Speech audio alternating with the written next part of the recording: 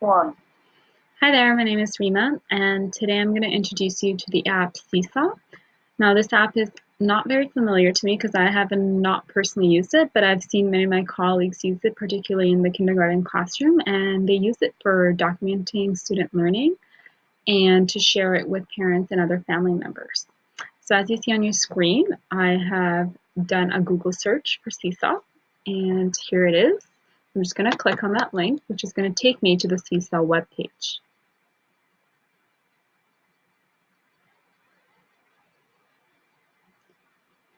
Once you're on the web page, you will have two options. You can either sign up for free and create an account, and if you already have an account, then you don't need to worry about that. You just click sign in and your account will appear. So I already have an account, so you'll get to explore my account here.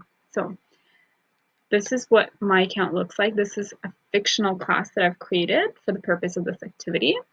So here is my classroom icon. So this is what the kids will see when they come to find my classroom on Seesaw. So when you first make your account, it will not appear with one of these lovely pictures as the icon, but rather just the first two initials. So Miss Rima, MR. So you can go ahead and choose whichever icon you'd like to customize it. So I've chosen the little apple. Once you've done that, then you can go to the class settings and change anything that you see needs to be changed. So my class name, grade level, manage teacher is an option where you can actually add your fellow colleagues, invite them to just give them permission to add and document their students' learning as well as your own. So because some of us have combined classes, so it allows them to also be participants in this. You could also then later in another option include parents into this, and I'll show you this how quickly. So here we go. So I'm going to keep going, and here's the students. So here you can manage your students. So here we'll take the first student, Cassie, for example. So you have her first name. You can add her last name. Her display name will appear according to whatever the first name is and the last name. The icon is the option where you can choose to have an animal represent the student if you'd like, or you can even choose use photo, which would then prompt you to a camera and you could take a picture of the student.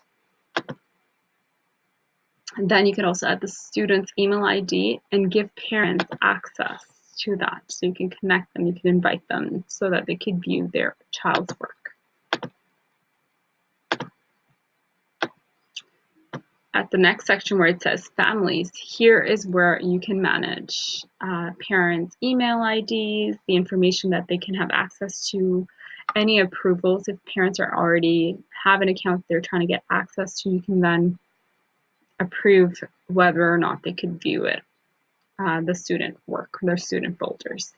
And as well, you can manage folders, which would be the task folders for your students.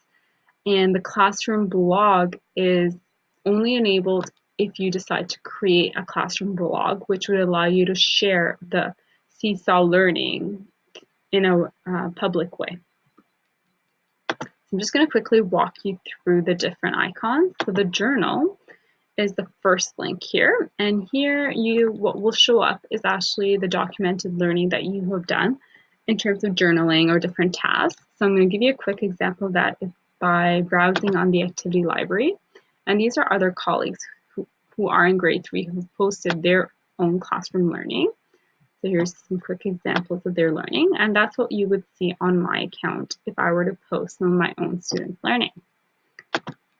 Next would be your activities. So here would be more of the visual aspects where you get to be creative and actually capture what students are learning through images.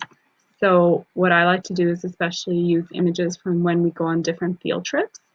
A recent example would be when I went to the Museum of Nature with my students. We captured a bunch of pictures and then we brought it back, and then I had students actually tell me what map they see in this picture.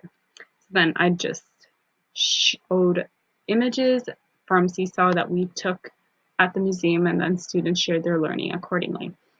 So then if you browse the activity library again, you'll see the same thing, all the different work from other colleagues, but you can also then choose different subjects. So I'm going to take a quick example of English Language Arts for grade 3, and here are different examples of that. So these are students' work. Next, we are going to look at the inbox. Now the inbox feature is neat because it allows you to actually personalize and talk to your student, communicate to your students through announcements like we do with this course. So I've deleted the other example that I had there, and I'm going to create a new one. So I'm going to go here and I'm going to send an announcement. So you have the option of whether you're going to send it to your students or just the family members, or to both. So for the purpose of this video, I'm just going to send it to my students. And here is the little announcement I'm going to say to them.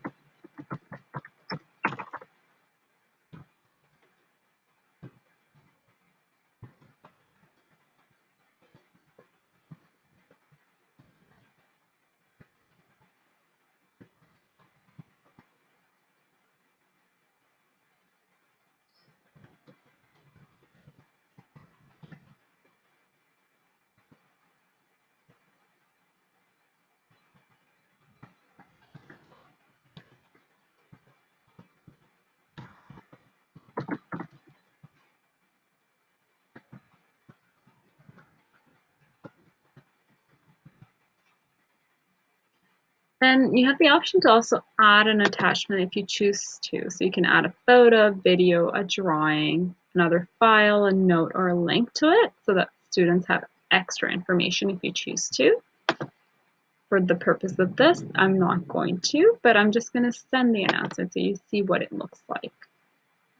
And voila, so it'll appear under the student's inbox and in my own to see the announcements that have gone out to my students. So as you can see on their messages, it appears only under student announcement, not family announcement, because I've only chose for it to go to my students. You may also choose to make it more private if you choose to, and then that's when you just select one particular name, and that's what you would register under who to send. Next would be the skills. Here, you can then personalize a student's learning goals. So here you would actually add skills that you would like students to achieve. So under name, you could just say which category you want them to work on, the subject strand. Categories such as, so for example, for graphing, you could talk about fractions under name, and then obviously this would be math, category would be graphing, which grade level, and your quick code, or your person or your name of the student, and then a description of what they need to accomplish, and then you hit the little green check mark and it'll add the skill for you. And you could go ahead and change that, and after you've added that, then it will be added to the students' journals, and you can also just help them see what you would like them to achieve in the classroom if they're not meeting that expectation just yet.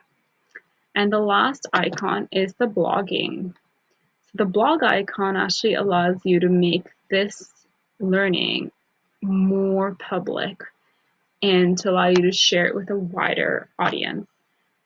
So just like how we did it in this course, it's the same kind of mindset, and this allows then for you to actually share your classroom learning with colleagues, professionals, with whoever. As I said, it's for a wide variety of audiences. So if you do that, if you click learn more, it'll prompt you to do that, and it'll show you how to set up that blog.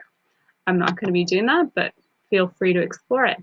I hope you enjoyed this video, and I hope that you will be able to use Seesaw in your classrooms. Thanks for watching.